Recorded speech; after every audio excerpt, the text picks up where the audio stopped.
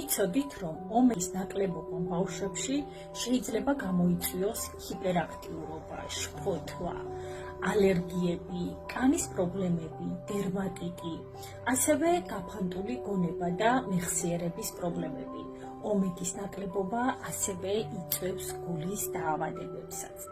ომეგა-3-ის ცხიმოვანი მჟავები ეხმარება ინტელექტის, მეხსიერების და ყურადღების განვითარებას, კარგი ხედვის მხარდაჭერას, იმუნური სისტემის გაძლიერებას, ინფექციებისადმი მდგრადობის გაზრდას, ალერგიული რეაქციების შემსუბუქებას, სისხლძარღვთა მხარდაჭერას.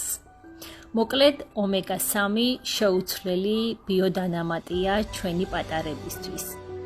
მე რეკომენდაციას ვუწევ ამ ომეგას ფორთოხლის არომატით, რომელიც ჩემს შვილებს ძალიან მოსწონთ.